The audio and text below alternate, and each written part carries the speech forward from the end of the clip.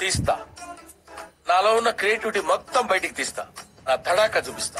Hello guys, ఇప్పుడే నేను ఓటీటీలో మ్యాడ్ స్క్వేర్ మూవీ చూశాను. సో చూసిన తర్వాత నాకు ఫీలింగ్ ఏంటంటే యావరేజ్ గైస్. ఎందుకంటే కొంత ఫన్ సెట్ అయింది, మరికొంత ఫన్ అయితే అనిపించలేదు. స్క్వేర్ అన్నారు కదా అని నేను డబుల్ ఫన్ ఎక్స్పెక్ట్ చేసి చూసా. మ్యాడ్ వన్ లాగా ఫస్ట్ పార్ట్ అంతా ఫన్నీగా ఉంటుందేమో అని ఎక్స్పెక్ట్ చేశా. ఫన్నీగా అయితే ఉంది, కానీ మ్యాడ్ వన్ అంతా లేదు, దాంట్లో సగమే ఉంది.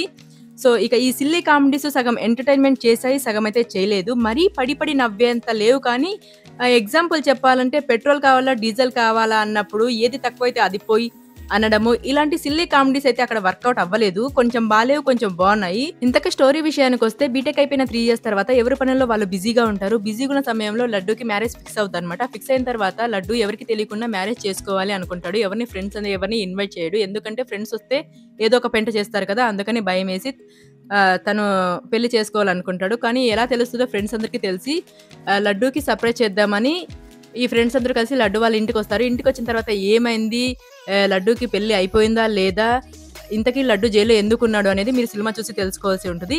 ఇక పాజిటివ్ విషయానికి వస్తే, ఫస్ట్ పార్ట్ లో మ్యారేజ్ సీన్స్ లో బాగా వర్కౌట్ అవుతాయి. అక్కడ వచ్చే ప్రతి ఒక్క జోకు బాగుంటుంది. లడ్డు పెళ్లి సాంగ్ బాగా ఎంటర్టైన్మెంట్ చేస్తుంది. తర్వాత లడ్డు వాళ్ళ ఫ్రెండ్స్ గోవాకి వెళ్ళిన తర్వాత కామెడీ అక్కడక్కడ కొంత ఫన్ అనేది జనరేట్ చేస్తుంది. ఎక్కువగా సునీల్ అండ్ లడ్డు వాళ్ళ ఫాదర్ కి వచ్చే సీన్స్ అండ్ సునీల్ కి మరియు మ్యాడ్ గన్ కి మధ్య వచ్చే ఫోన్ కాల్స్ సీన్స్ లో ఆ వచ్చే కామెడీ అయితే కొంత ఫన్ అనేది జనరేట్ చేస్తుంది. క్లైమాక్స్ ఎపిసోడ్ లో కూడా కామెడీ అక్కడక్కడ వర్కౌట్ అవుతుంది.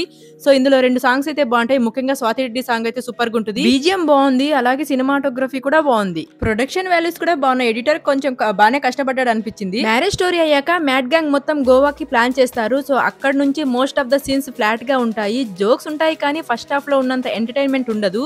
పర్ఫార్మెన్స్ వైజ్ ఈ సినిమాలో మొత్తం లడ్డు గాడి మీదే బేస్ అయి ఉంటుంది. సో లడ్డు పర్ఫార్మెన్స్ అయితే సూపర్ అని చెప్పాలి. రిమైనింగ్ వాళ్ళు కామెడీ చేశారు, కానీ నాకు లడ్డు తప్ప వేరే వాళ్ళు ఏం కనిపించలేదు. మిగిలిన వాళ్ళంతా డీసెంట్ పర్ఫార్మెన్స్ చేశారు. సో అయితే ఈ ఫిలిం ని ఫ్యామిలీతో చూడొచ్చు అంటే చూడొచ్చు. సో ఓవరాల్ గా చెప్పాలంటే మ్యాడ్ స్క్వేర్ ని ఒకసారి మనం ఫ్రెండ్స్ తో పాటు అలా సరదాగా వెళ్ళి చూసే ఫిలిము. అంతేకాని మ్యాడ్ 1 లాగా 2-3 సార్లు పెట్టుకొని చూసి నవ్వుకునేంత స్కోప్ అయితే ఈ ఫిలిం కి లేదు. సో ఇది అనమాట ఓవరాల్ గా నా రివ్యూ.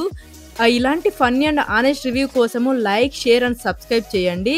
మరొక సినిమాతో మళ్ళీ కలుద్దాం. అంటిల్ దెన్ లాజిక్ తో కాదు, పాప్కార్న్ తో ఉండండి. Thank you. This is signing off Mamata. Thank you. జై హింద్.